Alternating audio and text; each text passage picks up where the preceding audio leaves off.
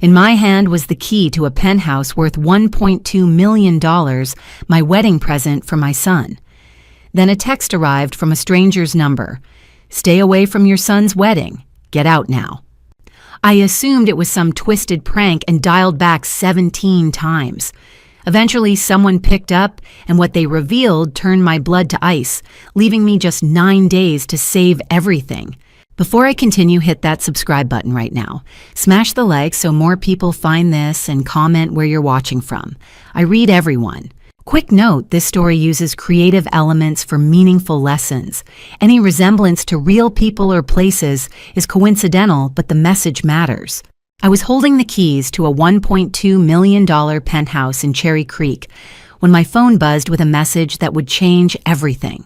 The October afternoon light poured through floor-to-ceiling windows, painting the empty living room gold. From where I stood, Denver sprawled below the Front Range, rising beyond like ancient sentinels.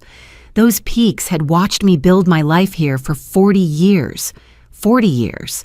God, where had the time gone? I walked through the space, slowly, footsteps echoing off hardwood floors. The kitchen gleamed with appliances Nathan would probably never use. The master bedroom opened onto a balcony overlooking Piedmont Park, where autumn had set the trees ablaze. Every detail was perfect. This wasn't just real estate. This was redemption. I'd bought this penthouse for my son, Nathan, 29 years old, getting married next Saturday, starting a family. $1.2 million might seem extravagant, but what's money compared to family? Compared to knowing your only child won't struggle the way you did, 1984. That's when I arrived in Denver with nothing but a high school diploma and hunger. Richard was with me, then my husband, my partner. We started with a single duplex in Capitol Hill, fixed it up ourselves, then another property and another. 4 decades of early mornings and calculated risks. Richard never got to see what we built. He passed 8 years ago, 2 weeks after our anniversary. Some mornings I still reach for him across the bed, but he'd be proud of this moment. Our son getting married, and the baby Olivia was 2 months along, my first grandchild. Richard's grandchild, even though he'd never hold that precious soul. I pulled the closing documents from my portfolio and signed each page. The penthouse officially belonged to Nathan now. I'd surprise him with the keys at next Friday's rehearsal dinner, 9 days until the wedding. This gift was my apology for all those Little League games I'd missed, all those parent-teacher conferences I'd skipped for work. My promise that Nathan and Olivia would start their marriage on better footing than Richard and I ever had. My phone buzzed. I pulled it out expecting my contractor or maybe Lawrence, my attorney. Instead, an unknown number lit the screen. The message made my blood run cold. "Don't go to your son's wedding. Run." I stared at the words, read them twice. 3 times. Who would send something like this? Some sick joke. I pressed dial. The phone rang endlessly. No voicemail, just mechanical ringing that mocked me with each repetition. I tried again and again. By the 10th attempt, my hands were shaking. The rational part of my brain, the part that had negotiated million-dollar deals without flinching, insisted this was nothing. A prank. A wrong number. Maybe one of Nathan's friends with twisted bachelor party humor, but instinct whispered something darker. I gathered the documents, trying to focus. The penthouse was Nathan's now. Whatever that message meant, it wouldn't change my love for my son. I locked the door, the keys suddenly heavy in my palm. These were supposed to symbolize faith in Nathan's future. Now they felt weighted with something I couldn't name. In the parking garage, I checked over my shoulder 3 times. The concrete pillars cast long shadows. Everything looked normal. Everything felt wrong. I sat in my Mercedes engine off, staring at that message. "Don't go to your son's wedding. Run." My finger hovered over delete, then stopped. I saved the number, started the engine. Some unknown caller with a cryptic message wasn't going to ruin my son's big day. As I pulled into late afternoon traffic, I had no idea that in 9 days, I'd wish I'd listened to that warning. By the time the unknown number finally answered, I'd called 17 times. It was Thursday night, 11:47. I sat in my home office, the lamp casting long shadows across my desk, a glass of whiskey I couldn't bring myself to drink, sitting untouched beside the phone. Eleanor. The voice was rough-weighted with something between regret and urgency. I recognized it instantly, though I hadn't heard it in 8 years. William Sterling. My former business partner, the man I'd forced into rehab when his cocaine habit nearly destroyed both our companies. The man I'd cut ties with the day Nathan graduated college because my son had made it clear him or William. I'd chosen Nathan. "I'm sorry," William said. "I didn't want to do this over text, but I couldn't risk calling from my regular number. If they knew I'd warned you..." "If who knew William, what the hell is going on?" A pause. I heard traffic in the background, the distant wail of a siren. Tuesday morning. I was at Corvus Coffee in Cherry Creek. Your son walked in. My chest tightened. Nathan drinks coffee. That's not... He wasn't alone. William's voice hardened. A woman, and a man in a suit lawyer-type expensive shoes, the kind that clicks on marble. They sat 3 tables from me. 40 minutes, Eleanor. I sat there for 40 minutes. William. The woman said the old lady doesn't even check documents anymore. Nathan laughed. Said, "These papers are airtight. No loopholes." The room tilted slightly. I gripped the edge of my desk. The lawyer, Andrew, somebody laid out the whole thing. They're liquidating everything, your entire portfolio. $62 million in properties selling to Summit Capital Group for $25. After the honeymoon, they move you into assisted living. They've already paid some doctor to sign off on incompetency papers. That's Nathan wouldn't... Eleanor. William's voice cracked. I was 6 feet away for 40 minutes. The woman talked about which facility had the best optics. Nathan asked when the money would clear. The lawyer said everything's ready to execute right after the wedding. 9 days from now. The wedding I'd been planning for 6 months. The penthouse I'd just signed over. The grandchild I'd been dreaming about. You're wrong, I whispered. You're William. You've been sober for 6 years? Maybe you... Don't. His voice turned sharp. Don't insult both of us. I know what I heard. I know what I saw. And I know you're in danger. Silence stretched between us. Through my office window, I could see the Denver skyline glittering against the dark mountains beyond. 40 years I'd built this empire. 40 years since I'd arrived here with nothing but Richard's life insurance and a dream.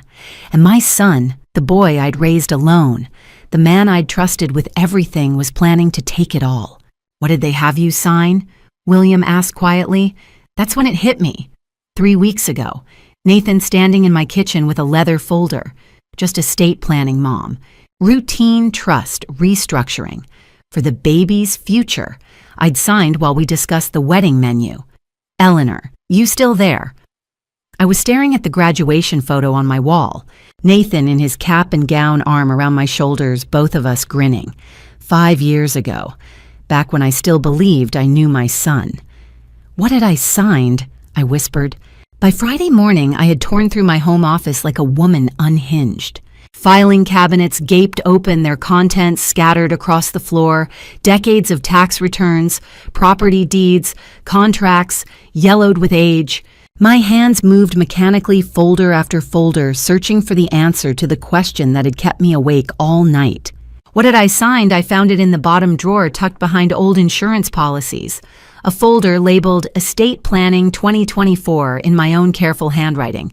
I didn't remember creating this file. Inside was the leather portfolio Nathan had brought me 3 weeks ago. September 20th, a Tuesday afternoon. The memory came flooding back with painful clarity. Nathan had arrived just after lunch, all smiles and easy charm, carrying that portfolio under his arm. Olivia had stayed in the car, morning sickness, he'd explained, making her too nauseous for the drive up from their apartment. Just estate planning, Mom, he'd said, spreading documents across my kitchen table. Routine trust restructuring, making sure everything's set up properly, for the baby's future.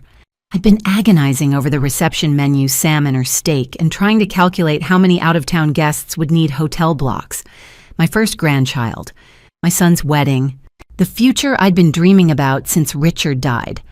Sign here, Mom, and here. Initial here. I'd signed while asking Nathan whether he thought Olivia's parents would prefer fish. He'd gathered the papers, kissed my cheek, and left whistling.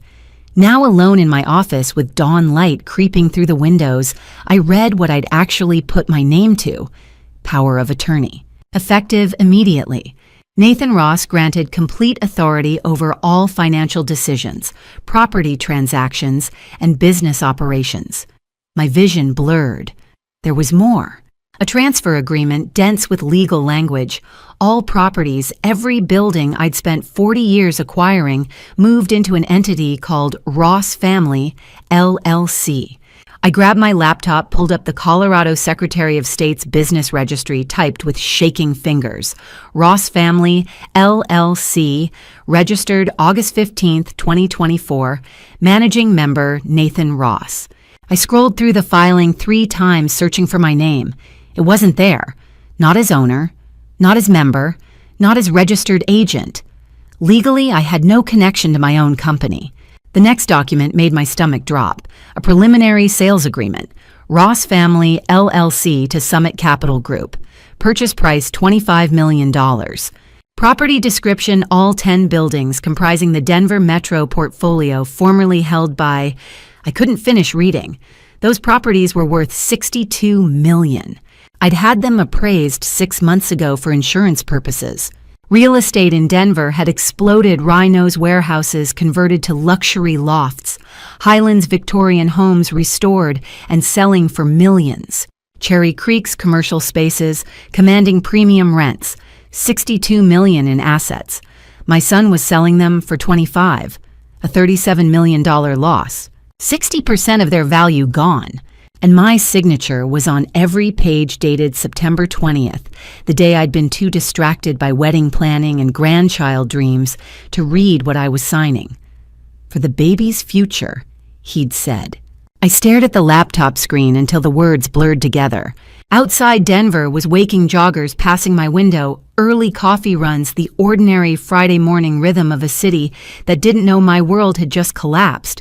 I'd been so proud when Nathan said he wanted to learn the business. Proud that my son showed interest in real estate, in building something lasting, in carrying forward what Richard and I had created from nothing. He'd learned all right. He'd learned exactly how to steal everything I'd built. By Friday afternoon, I made the call that would unravel everything. Samuel Rodriguez answered on the second ring. I'd hired him twice before, once to vet a property manager, once to investigate a contractor I'd suspected of fraud. He was thorough, discreet, and expensive, worth every penny. Eleanor. Been a while. I need deep background checks on 2 people. I said, my voice steadier than I felt. Olivia Harper and a lawyer named Andrew Thornton. Everything you can find. Fast. A pause. How fast? Yesterday would be too late. Another pause. I could hear him typing the click of keys, rapid and efficient. This about your son's wedding. Of course he'd know. Samuel made it his business to know things. Yes. Give me 4 hours. I hung up and spent those 4 hours pacing my office like a caged animal. The documents from this morning lay spread across my desk. The power of attorney, the LLC transfer, the sales agreement. Every page bore my signature, proof of my own blind trust. My eyes kept drifting to the framed photo on the bookshelf. Nathan and Olivia at their engagement party 6 months ago. She looked radiant in that picture, her hand resting protectively on her still flat stomach, Nathan's arm around her shoulders. They'd announced the pregnancy that night, and I'd cried happy tears into my champagne. For the baby's future. That's what Nathan had said. And I'd believed him, because what kind of mother wouldn't? What kind of grandmother would suspect a pregnant woman of conspiracy? I kept circling back to that thought as the afternoon shadows lengthened across my office floor. Olivia was carrying my grandchild, Richard's grandchild, the first new generation of our family since Nathan himself was born. She'd been so sweet these past months, calling to ask about my recipes, showing me ultrasound photos, letting me feel the baby kick just last week. How could someone carrying my blood in her womb be part of this? Maybe she wasn't. Maybe Nathan had dragged her into something she didn't fully understand. Maybe he'd manipulated her the same way he'd manipulated me with his easy charm and boyish smile. Maybe she was as much a victim as I was. I wanted desperately to believe that. I needed to believe it because the alternative that this young woman I'd welcomed into my family, this mother of my grandchild, had looked me in the eye and lied was too devastating to accept. The pregnancy changed everything. It had to. You didn't carry a child and plot to destroy that child's grandmother. You didn't feel life growing inside you and scheme to steal an old woman's legacy. Did you? I checked my phone for the 15th time. 3:47. Samuel said 4 hours. He'd called at 2:30, which meant the phone rang at 7:30. Samuel's name lit up the screen. I grabbed it so fast I nearly dropped it. Samuel. Eleanor. His voice was different now. Careful. The way you'd speak to someone standing on a ledge. I've got what you asked for, but you need to sit down for this. I was already sitting, but my hands gripped the armrests of my chair anyway. Tell me, I said. The silence on the other end lasted 3 heartbeats too long. When Samuel finally spoke, his voice carried the weight of someone delivering news that would change everything. The number Samuel read made my blood run cold. Olivia Harper, he began, and I could hear papers rustling on his end. Credit card debt $475,000. Maxed out across 7 cards in the last 18 months. I grabbed a pen, my hand shaking as I scribbled on the notepad beside me. 475,000. Spending pattern shows luxury goods, Gucci, Prada, Louis Vuitton. High-end restaurants, travel deposits for trips to the Maldives, Santorini, jewelry purchases at Tiffany's. This isn't someone living beyond their means. This is someone hemorrhaging money. And Nathan. Samuel's pause felt deliberate. Personal loans totaling $130,000. He's also leasing a Porsche Cayenne he can't afford $3,800 a month. The apartment in Highland $4,500 a month. He signed that lease in August. The same month Ross Family LLC was registered. They've been drowning for 18 months, Samuel continued. Both of them. Then suddenly, August 15th. Nathan creates this LLC. 2 weeks later, September 1st, preliminary agreement with Summit Capital Group appears. Your signature goes on the transfer document September 20th. I did the math in my head. They'd planned this. Months of planning, while Olivia smiled at family dinners and Nathan talked about learning the business. Why sell so low? I heard myself ask. $62 million in assets for 25. That's desperation, Samuel said flatly. They need cash now, not fair market value. Summit Capital knows it. They're vultures circling a carcass. Probably figured out Nathan's in over his head and negotiated accordingly. I sat frozen in my chair, staring at the numbers I'd written. My son, drowning in debt, stealing from his mother to save himself. But still, some stubborn part of me searched for an explanation that didn't shatter me completely. Maybe Olivia pressured him, I said. The words sounded pathetic even as I spoke them. He's about to be a father. Maybe he panicked. Maybe he thought, Eleanor. Samuel's voice gentled. I know you want to believe. He's my son. My voice cracked. He's about to have a baby. People change when they become parents. They grow up. Maybe this is just... Maybe he made a mistake and once the baby comes... The silence on the other end stretched so long I thought the line had dropped. Samuel. Eleanor. He exhaled slowly. There's one more thing. Something in his tone made my stomach drop. It was the same voice he'd used 3 years ago when he'd told me the contractor I'd trusted had been skimming for months. The voice of someone who didn't want to be the bearer of bad news but had no choice.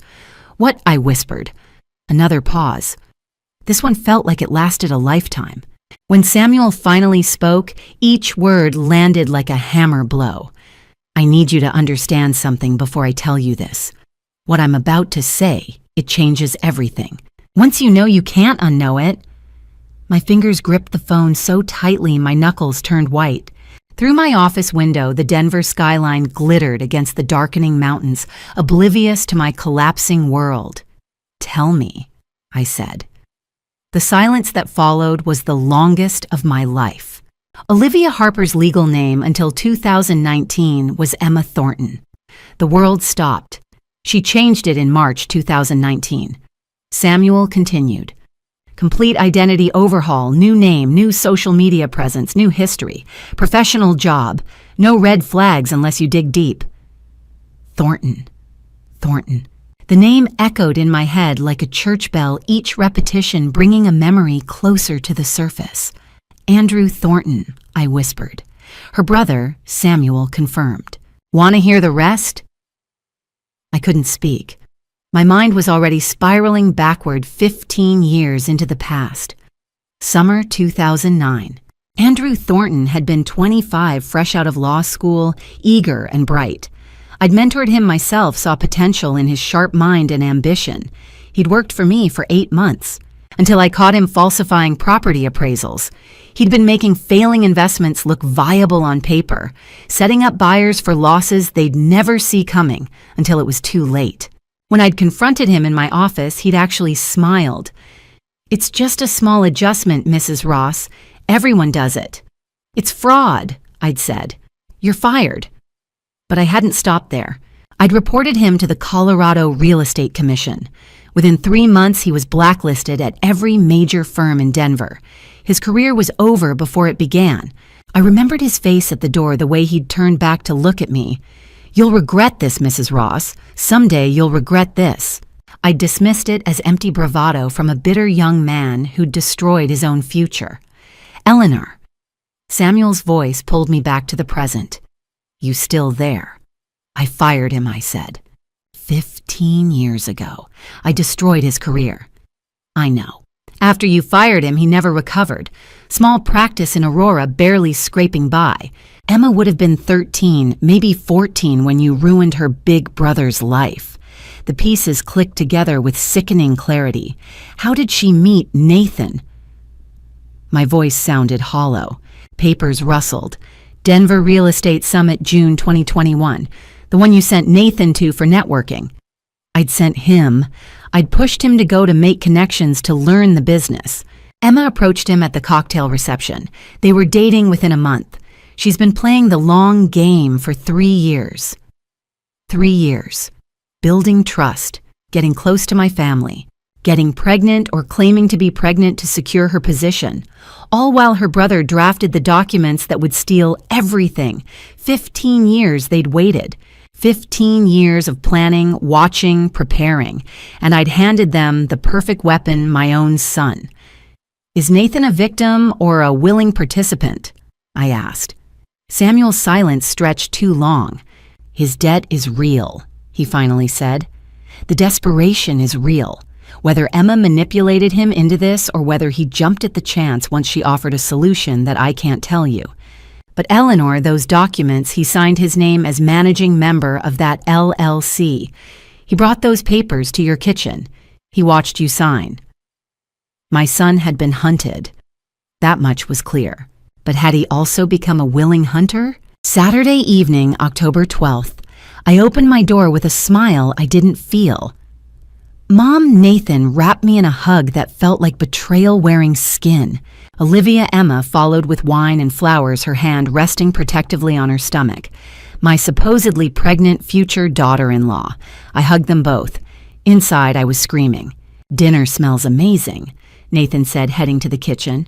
"What are we having? Pot roast, your father's recipe." Invoking Richard's name felt like armor. I needed every shield I could find to get through this evening. Over dinner, they painted their perfect future. The honeymoon Maldives, 2 weeks overwater bungalow. "Sounds expensive," I said carefully. "We've been saving," Nathan said, reaching for Olivia's hand.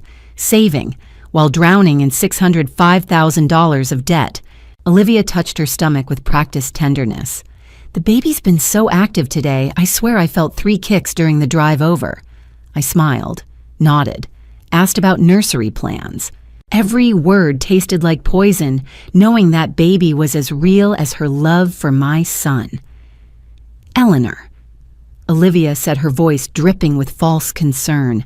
Have you thought about retirement? You've worked so hard for so long. Maybe it's time to let the younger generation handle the business pressures. After the honeymoon, Nathan added smoothly, I'd really love to discuss taking on more responsibility, Mom. Olivia's brother, Andrew, has been so helpful with the legal side. Emma continued. He really understands estate planning.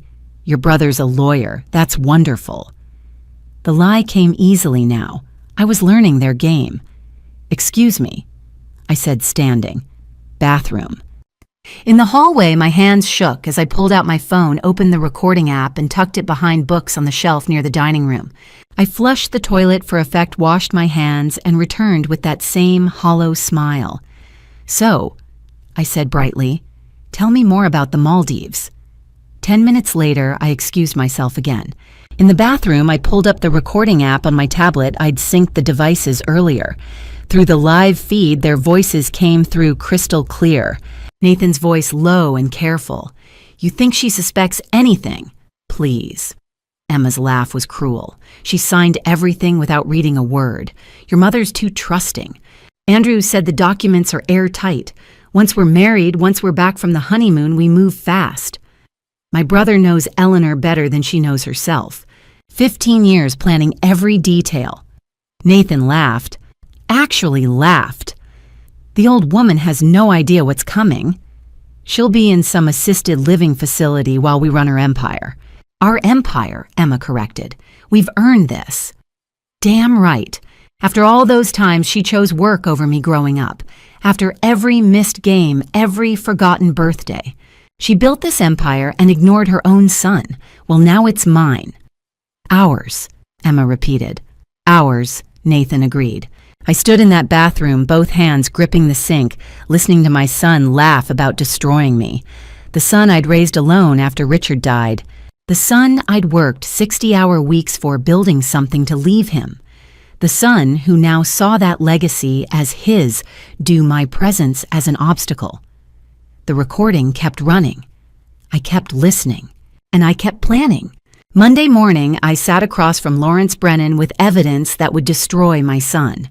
Lawrence's office occupied the 23rd floor of a downtown tower, floor-to-ceiling windows, framing the Rockies beyond Denver's skyline. I'd scheduled this meeting 3 days ago, telling his assistant only that it was urgent. Now I laid everything across his mahogany desk, the power of attorney documents, the LLC transfer papers, Samuel Rodriguez's investigation report, and my phone with the recording queued up. Before you play that, Lawrence said carefully, I need to know if you're prepared for where this leads. Play it, I said. He pressed play. For the next 47 minutes, we sat in silence while my son's voice filled that office. Nathan and Emma discussing my gullibility, Andrew Thornton's 15-year revenge plot, the assisted living facility, the timeline, everything executed right after the honeymoon. When Nathan's laugh echoed through the speakers, the old woman has no idea what's coming. Lawrence's jaw went rigid. The recording ended. Silence hung heavy between us. This isn't just civil fraud, Lawrence finally said, his voice tight. This is criminal conspiracy wire fraud, forgery, elder exploitation. If we pursue this fully, Eleanor, your son, faces federal charges. Prison time. Years, not months. I understand. Do you... He leaned forward. Because there's no walking this back once we start. No plea deals, no family reconciliation, no second chances. You'll be testifying against your own son in federal court. He chose his path when he called me the old woman and laughed about destroying me. Lawrence studied me for a long moment, then nodded. All right, here's our strategy. He pulled out a legal pad and started writing. 1. Challenge the documents based on fraudulent inducement. Not incompetency, I wasn't confused or senile. I was deliberately deceived by someone who'd exploited my trust and distracted me with wedding planning and grandchild dreams. 2. File an ethics complaint with the Colorado Bar Association against Andrew Thornton.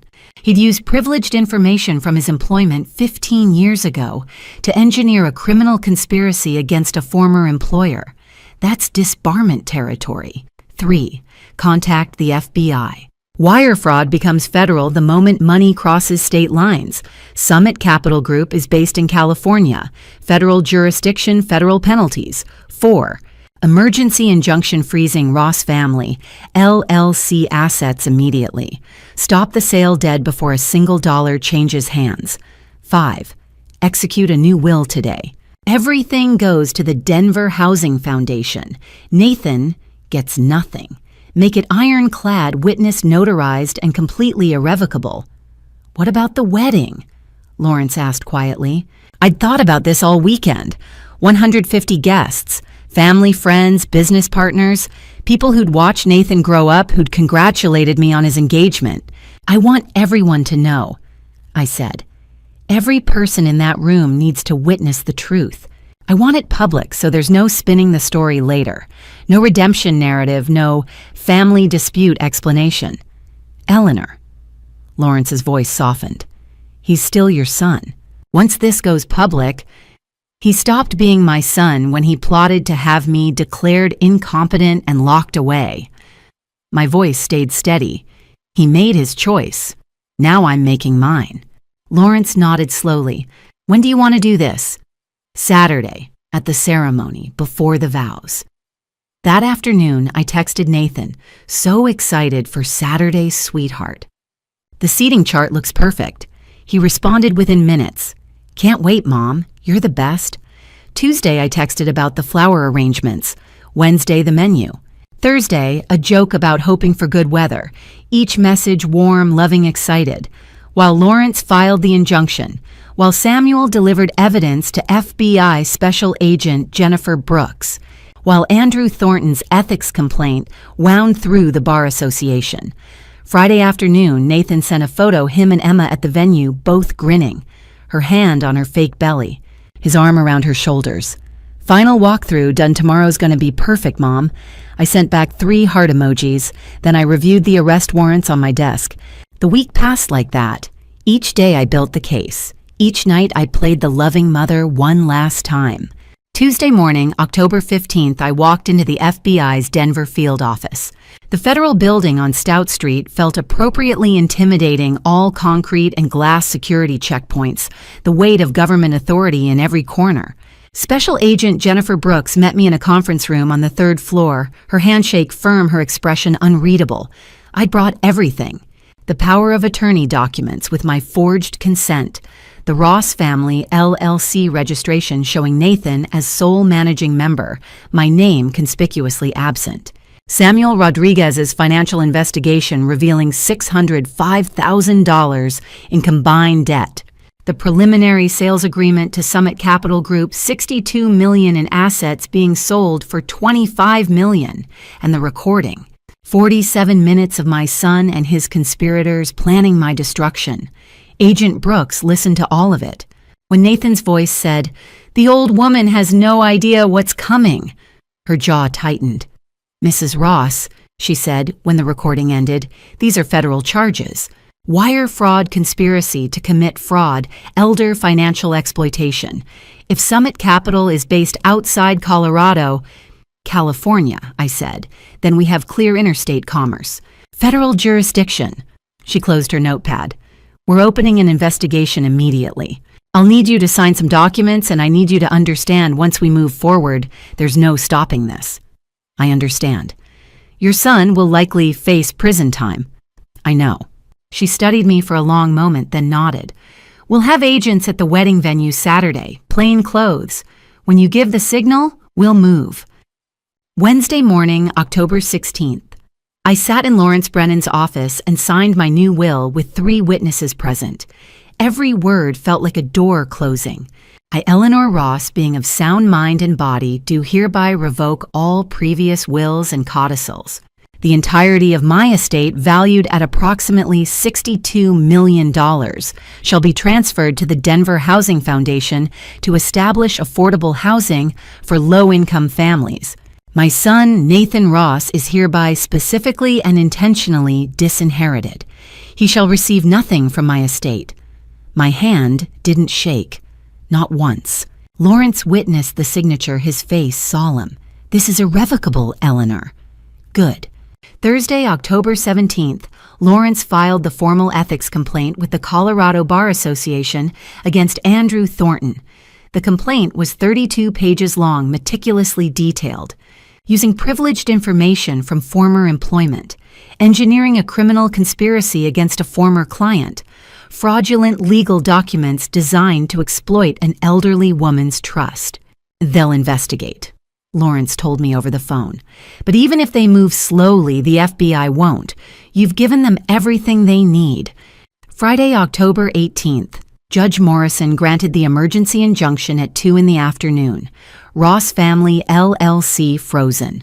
All transactions prohibited. All transfers void. The sale to Summit Capital was dead in the water. Nathan had no idea. None of them did. That afternoon I texted him, "So excited for tomorrow, sweetheart. You and Olivia are going to look perfect together." His response came immediately. "Love you, Mom. Can't wait for you to see everything we've planned." 3 heart emojis. 3 heart emojis while his entire world was about to collapse. Friday evening I sat alone in my home office reviewing my checklist. Legal protection complete. FBI ready complete. Evidence compiled complete. Injunction granted complete. New will executed complete. The wedding was tomorrow at 2 o'clock. 150 guests. My son. His pregnant fiancée who wasn't pregnant. The lawyer who'd waited 15 years for revenge. All of them walking into a trap I'd built with the same skills I'd used to build my empire. I'd spent 40 years learning how to construct something from nothing. How to plan, strategize, execute without emotion when business demanded it. How to make hard decisions and live with the consequences. Tomorrow I would use those same skills to take it all back. Outside my window, Denver's lights glittered against the October darkness. Somewhere out there, Nathan was probably celebrating his last night as a free man, dreaming of the fortune he thought he'd stolen. He had no idea what tomorrow would bring, but I did. Earlier that week, Wednesday afternoon, October 16th, Samuel Rodriguez called with information that shattered what little faith I had left. "Mrs. Ross," he said carefully, "I need to talk to you about Olivia's pregnancy." My heart jumped. "Is the baby all right?" A pause. Too long. When Samuel spoke again, his voice was gentle in that way people use when delivering devastating news. "Mrs. Ross, there is no baby." The world tilted. I gripped the edge of my desk. "What, she's 2 months along. I've seen the ultrasound photos. She let me feel the baby kick last week." That ultrasound photo is from a stock image website. I traced it back to the source. Getty Images purchased 3 months ago using a credit card registered to Andrew Thornton. I couldn't breathe. "I checked medical records through my contacts," Samuel continued. "Olivia Harper hasn't visited any OB/GYN in the Denver metro area, not once. The doctor whose name is on her paperwork, Dr. Marcus Webb. He's a former client of Andrew Thornton's." "Former client," I repeated numbly. Dr. Webb was disciplined by the Colorado Medical Board 3 years ago for falsifying patient records, lost his hospital privileges. Now he runs a small practice in Aurora, barely staying afloat. The kind of doctor who might be willing to create fake medical documents for the right price. My hand found the photo frame on my desk. Nathan and Olivia at the engagement party, her hand on her flat stomach, both of them glowing with joy. I'd cried happy tears that night. Tears for my first grandchild. Richard's first grandchild. The baby who would carry our family forward. "But she touches her belly," I whispered. "She talks about the baby kicking. She looks radiant. It's a performance, Mrs. Ross, and it's a damn good one." I thought of every conversation about nursery colors, every discussion about baby names, Olivia's hand constantly resting on her stomach in that protective maternal gesture, the way she'd glow when talking about feeling the baby move. All of it. Lies. Based on text messages I recovered, Samuel said, "I believe the plan was this. After the honeymoon, she stages a miscarriage. You're devastated, grieving, distracted. You don't ask questions while they liquidate your assets. By the time you realize what's happening, everything's gone." The cruelty of it took my breath away. They'd weaponized my grief over Richard never meeting his grandchild. They'd manipulated my deepest maternal hopes, twisted them into a tool for theft. Does Nathan know it's fake? My voice sounded hollow, even to my own ears. Another pause. This one felt like falling. There are text messages between him and Olivia referencing the baby story and how well it's working. I'm sorry, Mrs. Ross, he knows. He knows. My son knows there's no baby. My son helped plan this elaborate deception. My son watched me cry happy tears over a grandchild that didn't exist and said nothing. Mrs. Ross, you still there? I'm here. I'm sorry. I know this isn't send me everything. The stock photo source, the doctor's information, the text messages. I want every piece of evidence. I'll email it within the hour. I hung up and stared at the photo on my desk. Nathan, at 5 years old, holding my hand, his gap-toothed smile bright with innocence. He'd been so small then, so trusting. After Richard died, it had been just the two of us against the world. When had that little boy turned into this? Or had I created this monster myself? Had my 60-hour work weeks and missed Little League games and chosen business trips over birthday parties built? The resentment that led him here. Had I built my empire and destroyed my son in the process? The questions burned, but they didn't change what came next. Saturday was still 3 days away. The next morning, Thursday, October 17th, Samuel called again. Mrs. Ross, I found something else about Nathan. I gripped the armrest of my chair. I audited your company's financial records. Nathan's been stealing from you for 2 years. Dow, what no? The conspiracy only started in August. The conspiracy to take everything started in August, Samuel said gently. But the theft started in 2022, 2 years ago. While I'd been teaching him the business, trusting him with company accounts, proud my son wanted to learn. I found discrepancies going back 24 months. Small amounts at first, probably testing to see if you'd notice. 3,000 here, 5,000 there, then bigger, 15,000, 25.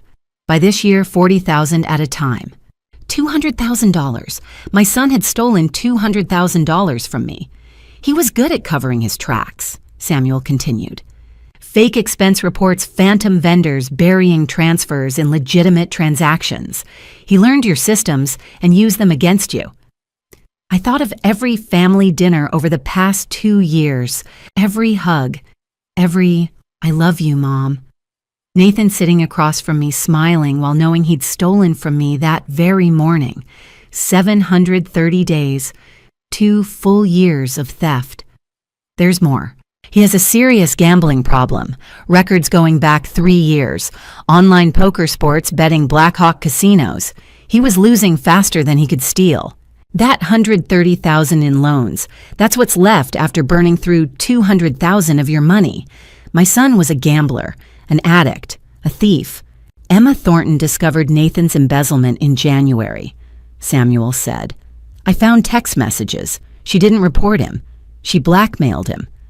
Help us take everything or I'll tell your mother about the gambling and theft. She gave him a choice, Eleanor, and he chose conspiracy. Nathan could have come to me, could have confessed, could have asked for help with his addiction. Instead, he'd chosen to destroy me. Is this my fault? The words escaped before I could stop them. Did I work too much? Was I a terrible mother? Samuel was quiet for a moment. Addiction is a disease, but theft is a choice. Conspiracy is a choice. At every step, Nathan chose the path that hurt you most. That's on him, not you. I stared out my window at the Denver skyline Richard and I had conquered 40 years ago, building by building, sacrifice by sacrifice, believing we were creating something for our family, and Nathan had stolen from it for 2 years while smiling at me across the dinner table. Tomorrow was the wedding. Nathan thought he was clever, thought his plans were airtight, thought his fake pregnancy and conspiracy were foolproof. He had no idea I knew about the phantom baby. No idea I knew about the gambling and theft. No idea the FBI was waiting. No idea his entire world was about to collapse in front of 150 witnesses. Tomorrow the world would see exactly what my son had become. And I would make sure everyone knew. 2 years of theft, a fake pregnancy, a 15-year revenge plot. My son chose conspiracy over confession. If you're still with me through this painful journey, comment 1 below. I need to know you're here. Quick note, this story blends creative elements with real lessons. If that's not for you, feel free to exit now. Otherwise, stay with me for what happens next. Saturday morning, October 19th. I stood before the mirror in my bedroom, adjusting the navy blue dress I'd chosen for my son's wedding. Navy, the color of strength, of formality, of control. I opened my safe and removed Richard's wedding band, the one I'd kept for 8 years since his death. I slipped it into my jacket pocket, a reminder of what family was supposed to mean. On my dresser sat 3 photos. Nathan at 5, gap-toothed and grinning. Nathan at 15, sullen teenager with Richard's eyes. Nathan at 25, his arm around my shoulders at his college graduation, both of us smiling. What would you say, Richard?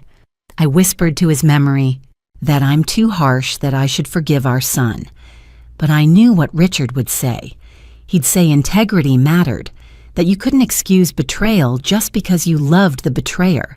That values meant nothing if you abandoned them when they became inconvenient. I drove to Red Rocks Country Club in Morrison, 20 minutes west of Denver. October in Colorado painted the world gold aspen leaves, brilliant against evergreens, the Rocky Mountains rising like ancient sentinels behind the venue. It was achingly beautiful. The perfect day for a wedding. 150 guests milled about the grounds, colleagues from 40 years in real estate, friends who'd watched Nathan grow up, distant relatives who'd flown in from across the country. Such a proud day for you, Eleanor. That penthouse was such a generous gift. Your son's so lucky to have you. I smiled, nodded, thanked them. Every word tasted like ash. Through the crowd, I spotted Andrew Thornton in an expensive suit, his smile victorious. Our eyes met across the lawn. He raised his champagne glass slightly, a private toast to what he thought was his impending triumph. I nodded politely and turned away.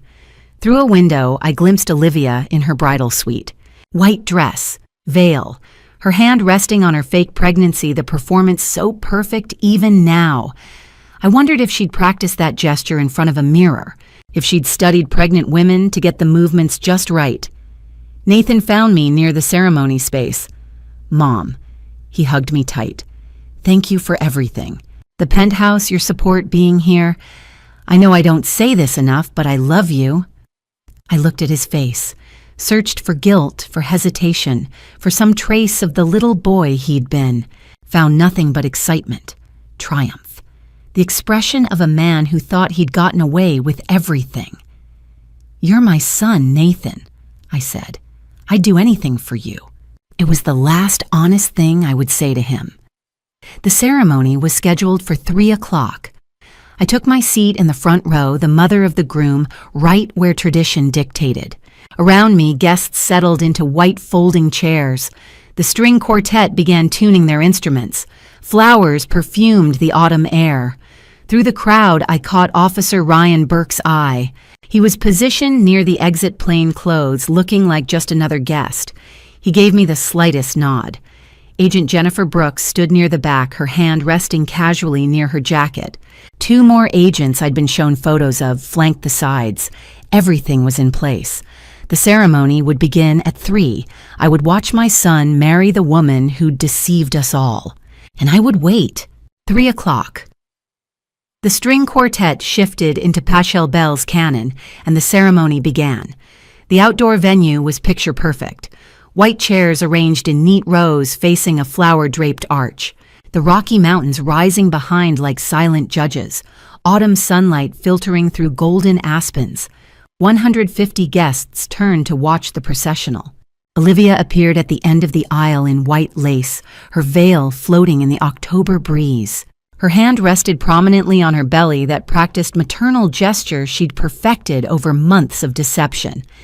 Guests whispered to each other, smiling, "The bride's pregnant. How wonderful. Oh, what a blessing." They're starting a family right away. I sat in the front row, mother of the groom, exactly where tradition dictated. Richard's absence was a hole beside me. He should have been here. Should have walked Nathan down the aisle in some modern variation. Should have been proud. Instead, Nathan walked alone to the arch where the officiant waited. Olivia reached him. They turned to face each other, hands clasped, both of them glowing. The perfect couple. The beautiful lie. The officiant began. We are gathered here today to witness the union of Nathan and Olivia in holy matrimony.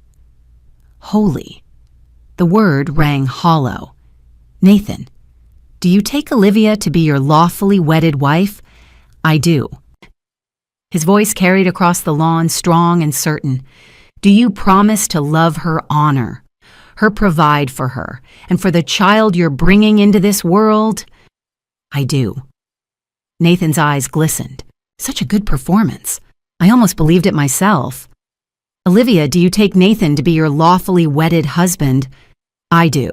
Her voice was soft, trembling with what everyone would interpret as joy. Do you promise to stand by him, to love his family as your own? She's planning to destroy my family, I thought, but I kept my face neutral. I do, Olivia said, squeezing Nathan's hands. The ring exchange, gold bands symbolizing eternal promises built on lies. Nathan slipped the ring onto Olivia's finger with such tenderness. She did the same for him, her fake pregnancy bump pressing against him as she reached up. By the power vested in me by the state of Colorado, I now pronounce you husband and wife. You may kiss your bride. Nathan lifted Olivia's veil and kissed her. The guests erupted in applause. I clapped mechanically, the sound distant in my own ears. Husband and wife, legally bound. It didn't matter anymore. What was coming would shatter that bond before their honeymoon luggage was even packed. I glanced back 3 rows. Andrew Thornton sat there in his expensive suit, his smile triumphant. He raised his champagne glass slightly when he caught my eye, as if toasting his victory. They thought they'd won. Nathan and Olivia walked back down the aisle together, his arm around her waist, both of them beaming. Guests stood applauding, throwing flower petals.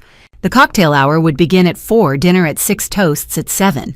I had planned my speech for 7:30. Officer Ryan Burke moved to his position near the main entrance, exactly where I'd arranged. Agent Brooks adjusted her stance near the side exit. The other agents melted into the crowd of guests, invisible and ready. Nathan laughed with his groomsman relief evident on his face. The ceremony had gone perfectly. Everything was proceeding according to his plan. He had no idea that every step was proceeding according to mine. Dinner began at 6 o'clock. 150 guests settled into their seats as I stood and walked to the microphone. Nathan raised his champagne glass, smiling, expecting a traditional toast. Ladies and gentlemen, I began, I want to talk about trust, family, and betrayal. Nathan's smile flickered. 10 days ago, I received a warning. Instead of running, I investigated. I pressed play on my phone. Nathan's voice filled the reception hall. The old woman has no idea what's coming. She signs everything without reading. She'll be in assisted living while we run her empire. Olivia's voice. Our empire. We've earned this. The room erupted. Nathan's face drained of color. Olivia's hand fell from her fake belly. Sit down, Nathan. I held up documents. Ross Family LLC registered in August. Nathan as sole managing member. My name nowhere on the filing. This LLC was created to transfer my $62 million portfolio to Summit Capital for $25 million, a $37 million loss. Gasps rippled through the crowd. Why? Because they're drowning in debt. Olivia owes $475,000. Nathan owes $130,000. They needed cash desperately. Mom, this is... Nathan tried to speak. I'm not finished. Olivia Harper's legal name until 2019 was Emma Thornton, sister of Andrew Thornton. I gestured to row 3. The lawyer I fired 15 years ago for fraud. This is a revenge plot. Emma changed her identity and hunted my son for 3 years. The crowd erupted in chaos. And here's where it gets truly evil. Tell them about the baby Olivia. She went white. There is no baby. The ultrasound was a stock photo from Getty Images. The doctor has disgraced a former client of Andrew's. The pregnancy is as fake as her name. After the honeymoon, she planned to stage a miscarriage. I'd be devastated, distracted by grief while they liquidated everything. Women in the audience gasped. One began crying. And Nathan, tell them about the $200,000 you stole from my company over 2 years. The gambling. Every "I love you" was manipulation. I projected the bank records' casino logs on the screen. When Emma discovered Nathan's theft in January, she blackmailed him. Help us take everything or she'd expose him. He chose conspiracy. Please, Mom. I'm sorry. Nathan was crying. I executed a new will Wednesday. My entire estate goes to the Denver Housing Foundation. Nathan receives nothing. Ross Family LLC is frozen. The sale is void. I looked at Officer Burke. Additionally, I've worked with the FBI all week. Agent Brooks stepped forward, badge visible. Andrew Thornton, you're under arrest for wire fraud and conspiracy. Burke caught Andrew at the door. Handcuffs clicked. Emma Thornton, you're under arrest for conspiracy and identity fraud. An agent approached Emma in her wedding dress. Nathan Ross, you're under arrest for embezzlement and wire fraud. Mom, please, I'm still your son. I looked at the little boy with the gap-toothed smile who'd become this stranger. My son died 2 years ago when he started stealing from me. I don't know who you are anymore. I set down the microphone and walked toward the exit. Behind me, chaos erupted. Crying, shouting police radios, 150 witnesses to the destruction of my family. I stepped outside into the October evening. The mountains stood silent against the darkening sky. The wedding was over. So was my family. I drove home alone Saturday night while my son sat in a police interrogation room. The Denver streets passed in a blur, familiar landmarks suddenly foreign. The restaurant where we'd celebrated Nathan's college acceptance. The park where I'd taught him to ride a bike. The coffee shop where we'd met for breakfast just 3 weeks ago before I knew what he was. My phone rang. William Sterling. Eleanor. I heard what happened. Are you all right? I'm fine. The lie came automatically. That took courage. What you did today. It took necessity. I turned onto my street. Thank you, William, for the warning, for giving me time to prepare. I'm here if you need anything. We'd reconnected after 15 years apart after I'd chosen Nathan over our business partnership. Now William was still here and Nathan was gone. The irony wasn't lost on me. My house was dark when I pulled into the driveway. I'd left it 12 hours ago to attend my son's wedding. I was returning to something else entirely, an empty monument to choices I couldn't take back. I walked through rooms that suddenly felt too large. The kitchen where Nathan had brought me fraudulent documents while discussing wedding menus. The office where I'd discovered his theft. The living room where we'd celebrated his engagement to a woman who'd hunted him for revenge. My feet carried me upstairs to Nathan's childhood bedroom. I'd kept it exactly as he'd left it when he moved out at 22, a shrine to someone who maybe never existed at all. Baseball trophies on the shelf, artwork from elementary school still tacked to the wall. I love you, Mom, spelled out in crayon and glitter, his old bed with the navy comforter, posters of bands he'd loved as a teenager. I sat on the bed and picked up the photo on his nightstand.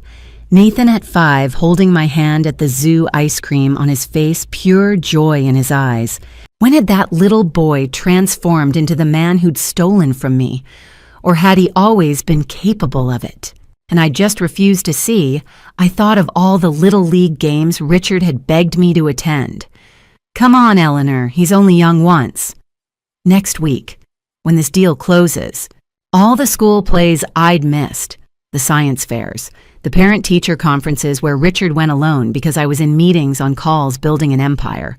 Had my absence created the monster, my son became number 1. I stopped that thought before it could take root. Addiction might be a disease, but theft was a choice. Conspiracy was a choice. At every turn, Nathan had chosen the path that hurt me most. That was on him.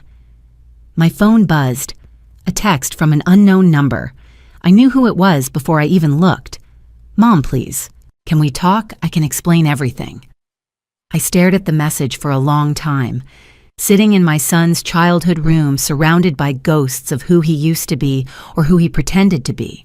The gap-toothed smile in the photo, the crayon artwork declaring love, the trophies I'd been too busy to watch him earn. Maybe someday I'd respond to that text. Maybe someday I'd be ready to hear explanations, excuses, apologies.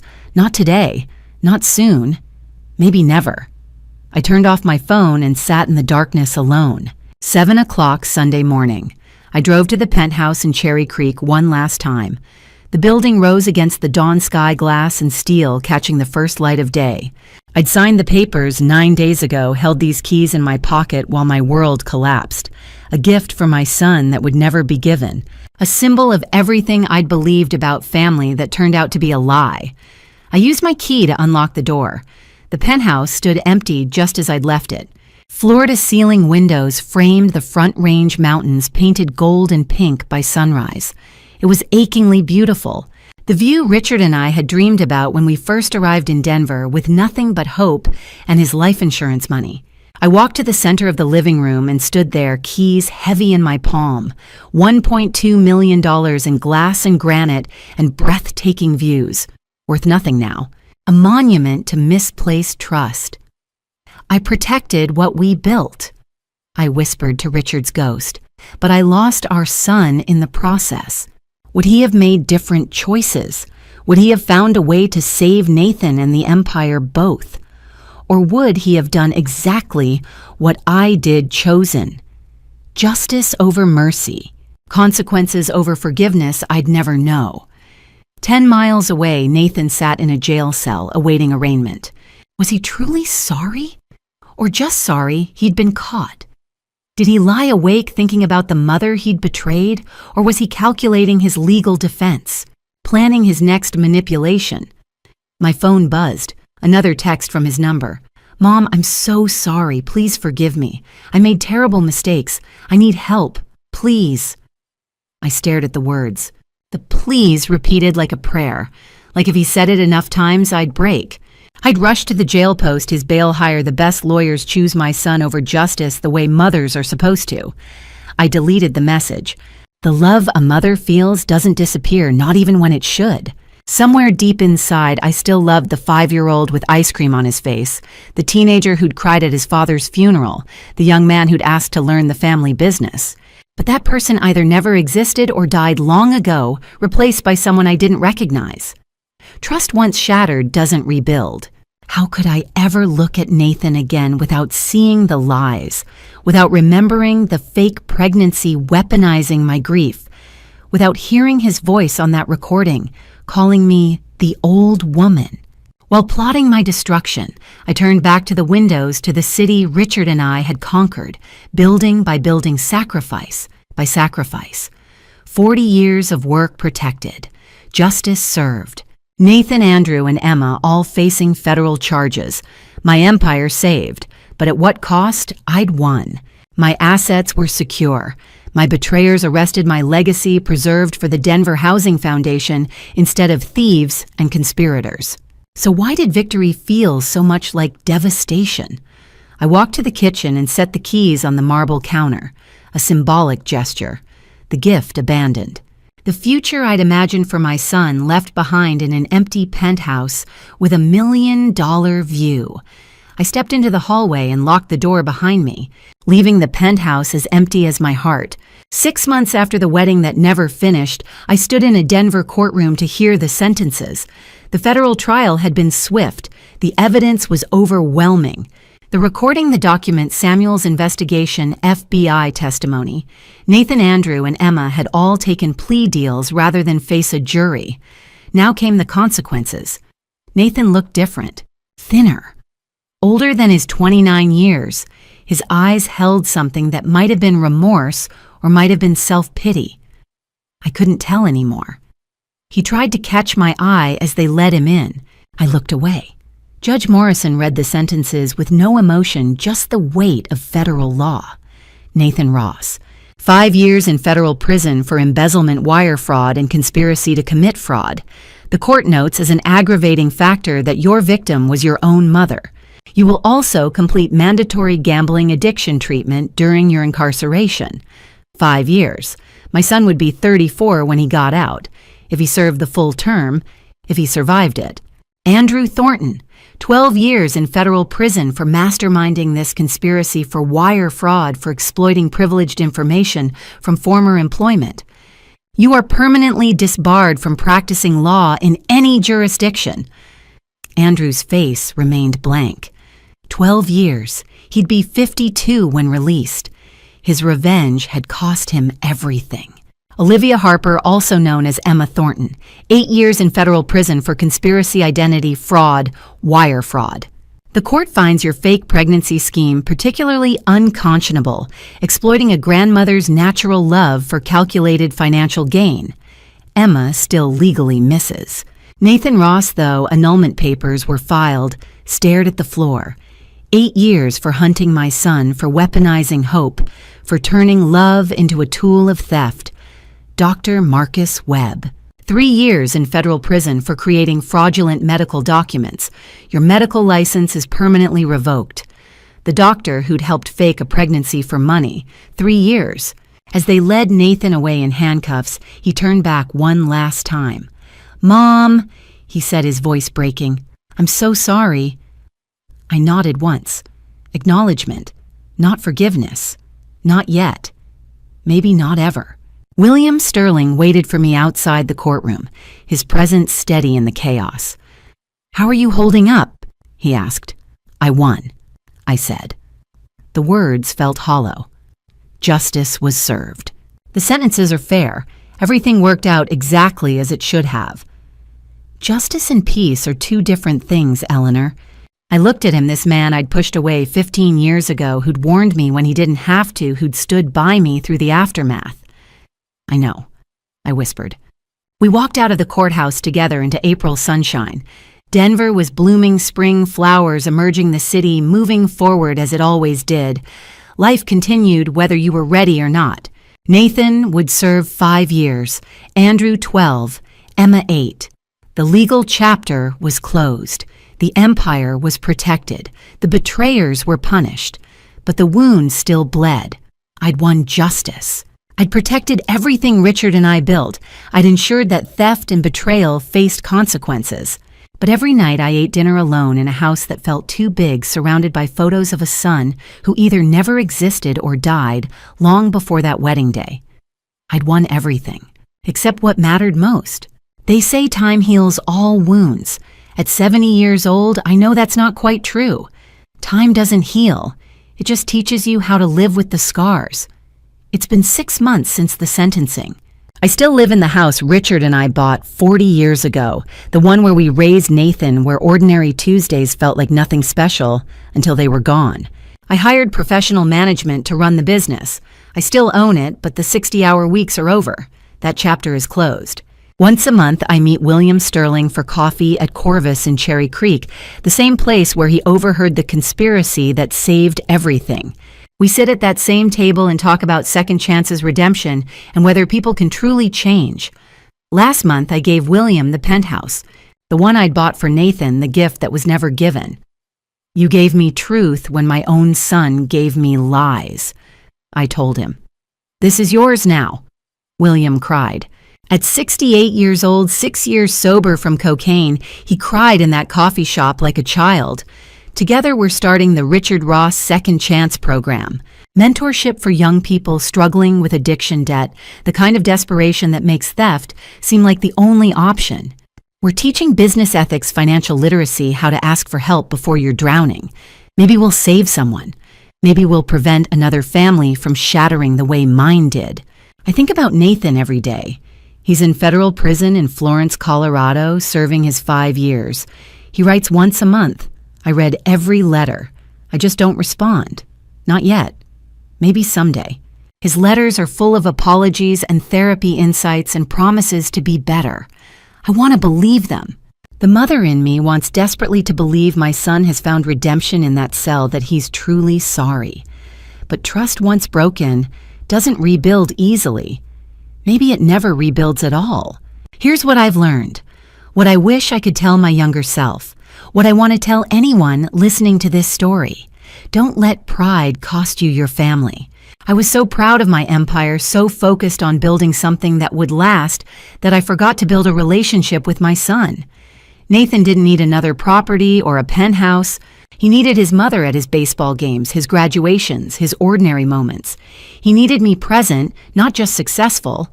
I built an empire and lost my son. That's on both of us, but I have to own my part. When someone you love betrays you, protect yourself. Absolutely protect yourself. Don't let guilt or family obligation make you a victim.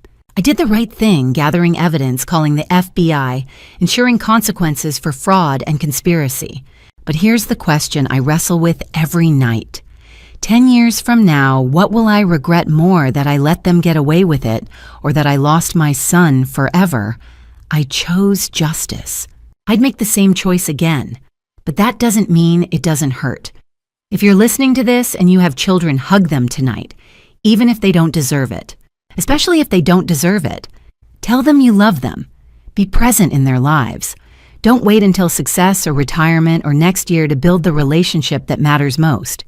Don't build an empire and forget to build a family. I protected everything Richard and I created over 40 years. I ensured our legacy would help families through the Denver Housing Foundation.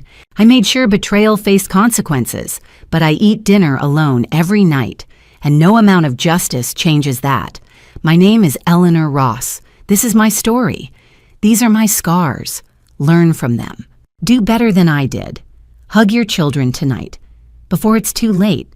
Before you're 70 years old with a $62 million empire and nobody to share it with. Before you win everything except what matters most. My name is Eleanor Ross, and this is what family drama stories teach at 70 years old. Don't be like me. Don't sacrifice children for success. God gave us family to inherit love, not empires. I chose boardrooms over baseball games. When Nathan needed his mother, I gave business lessons instead of presents. These grandma stories online have happy endings. Mine doesn't. God doesn't measure success in dollars, but in relationships, in moments we can't recover in children, lost chasing fortune. If you're working 60-hour weeks thinking, next year, stop. God calls you to build family, not empires. Nathan didn't need my penthouse. He needed me. When betrayal comes in family drama stories, protect yourself. But ask God for wisdom, balancing justice with mercy. I chose justice. Every night alone, I wonder if winning was worth everything. The most powerful grandma stories aren't about courtrooms. They're bedtime stories. Sunday dinners, answered calls. That's where family drama stories should end, in love, not litigation. These grandma stories teach what matters. Don't wait until 70 with $62 million and nobody to share it. My son is in prison. My family destroyed. No justice heals that.